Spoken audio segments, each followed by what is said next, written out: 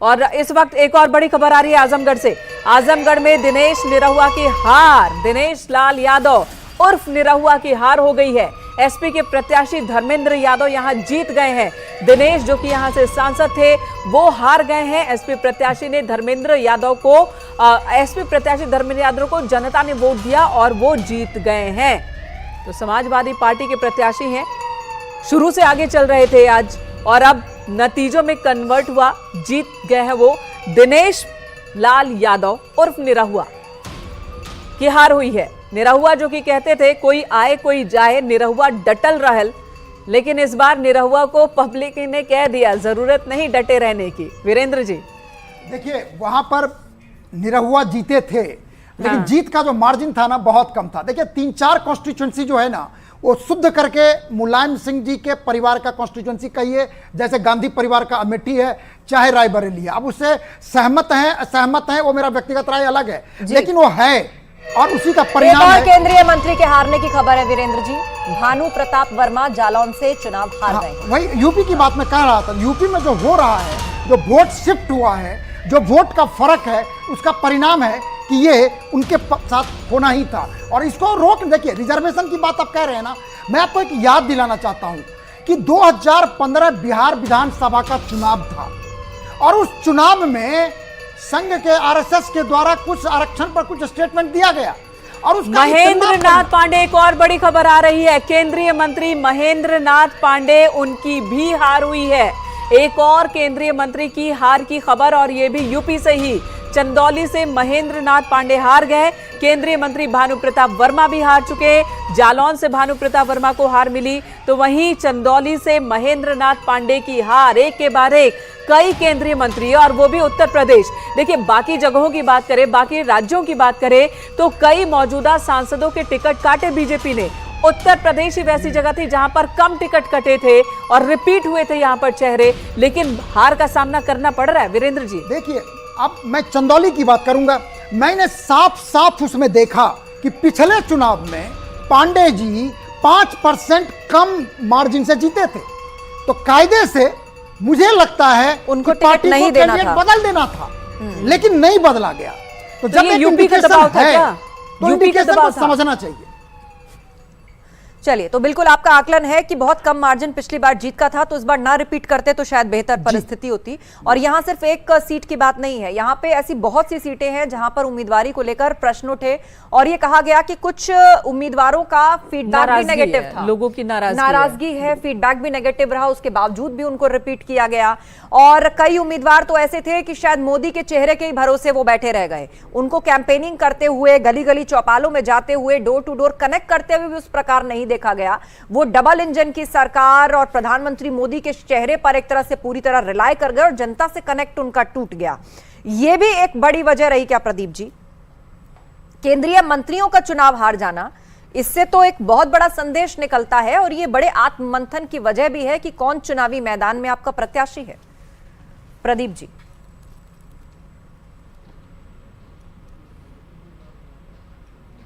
आलोक वर्मा हमारे साथ हैं। लगता है आवाज उन तक नहीं जा रही है, फिलहाल आवाज उन तक नहीं जा रही है।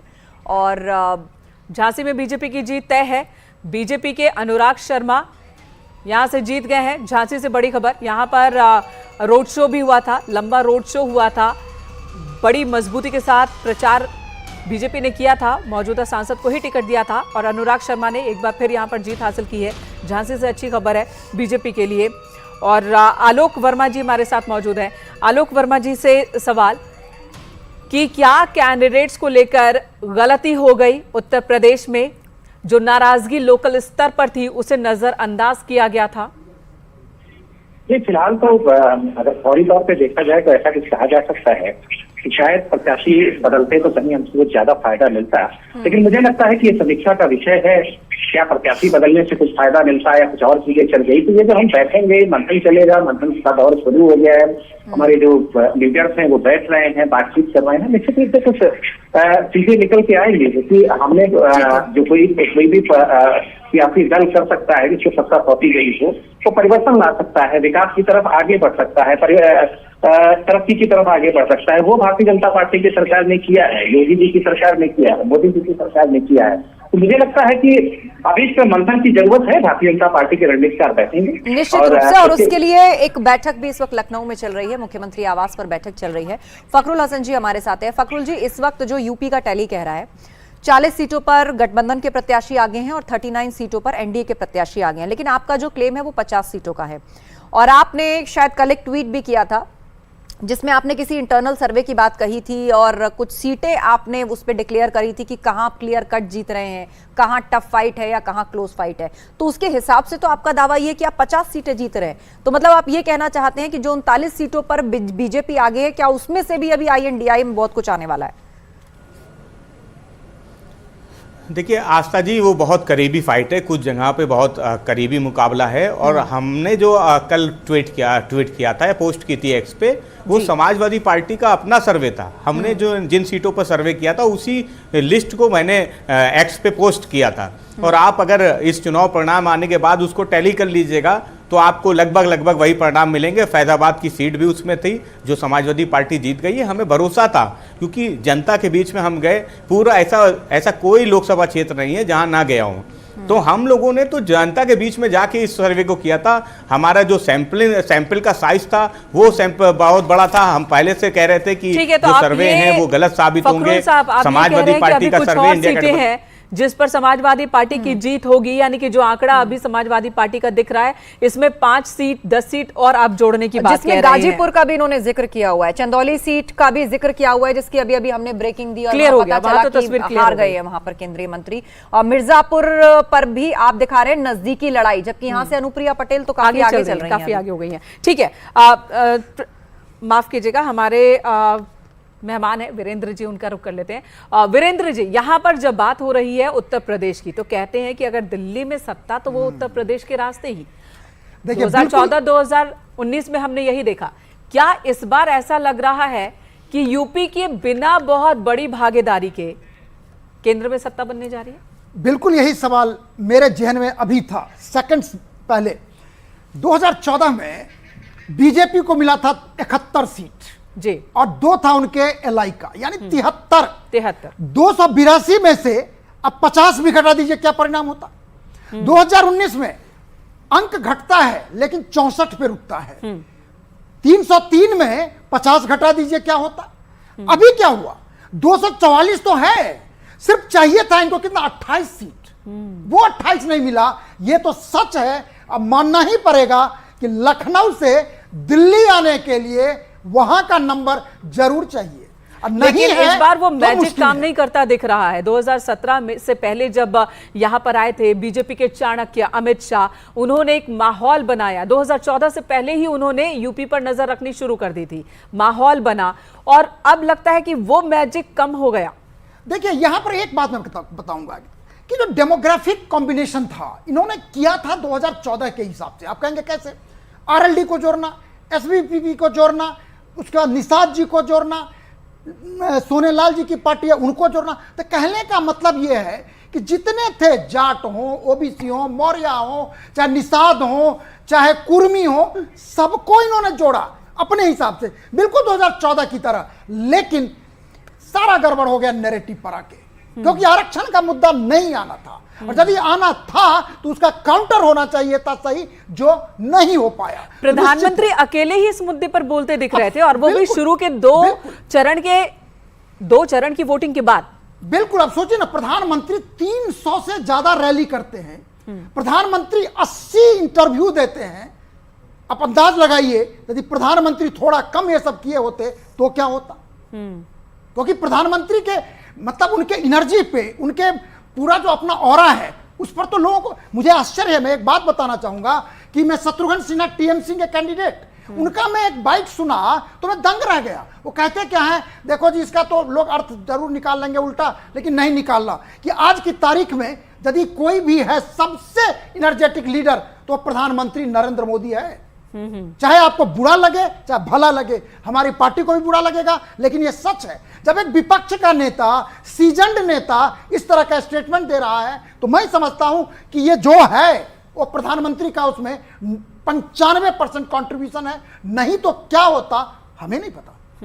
और ये वही बिहारी बाबू हैं जिनकी आप बात कर रहे हैं कि उन्होंने प्रधानमंत्री की तारीफ की। ये वही नेता हैं जिनको नुकसान भी बहुत ज़्यादा हुआ और बीजेपी का साथ छोड़कर उन्हें बाहर भी जाना पड़ा, टीएमसी में जाना पड़ा, और वो मौजूदा दौर के नेताओं की वजह से ही ऐसा कहा जाता है कि उनकी नाराज़गी, चूंकि वो अटल गुट के थे तो इस गुट में वो फिट नहीं बैठे, और तब भी वो तारीफ कर रहे हैं प्रधानमंत्री की। लेकिन बाकी सब शांत दिखे। अच्छा, कुछ कैंडिडेट भी तो आपने भी देखा होगा, इंटरव्यूज ऐसे हैं जब छोटे छोटे सवाल पूछे जा रहे हैं, बीजेपी के वो कैंडिडेट जवाब नहीं दे पा रहे, चाहे वो अंत्योदय योजना के तहत अनाज बांटने की बात हो, जो 25 करोड़ गरीबों को बाहर निकालने, उस पर वो क्लियर जवाब नहीं दे पा रहे। तो ऐसे ऐसे तो कैंडिडेट आंकड़े, अब मैं क्या बताऊं आपको कि आंकड़े जैसे 80 करोड़ लाभार्थी हैं देश में जिनके घर में सीधे राशन पहुंचता है, 80 करोड़ लाभार्थी हैं जिनके अकाउंट में सीधे पैसा जाता है। 50 इस बार ये फैक्टर काम नहीं किया, लेकिन क्या इस बार ये फैक्टर काम नहीं किया? जो लाभार्थी वर्ग कह रहे थे, लाभार्थी वर्ग ने क्या खुलकर सपोर्ट नहीं किया?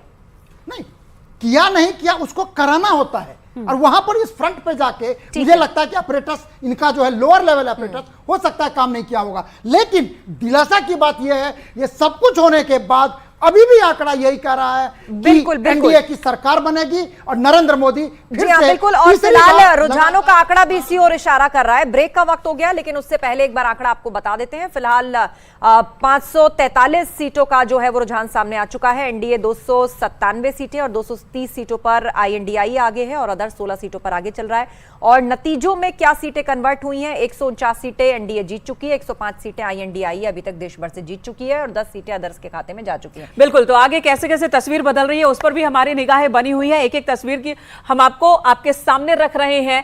नतीजों का दिन है, दिल थाम कर बैठे रहें। एक छोटा सा ब्रेक, जल्द लौटेंगे।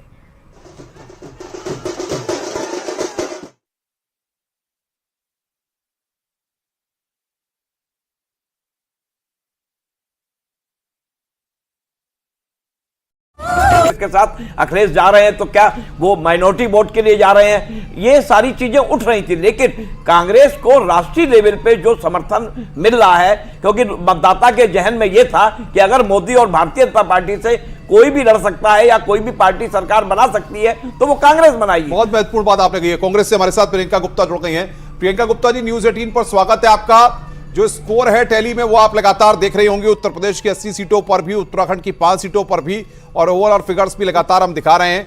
क्या रिएक्शन पहले आपका?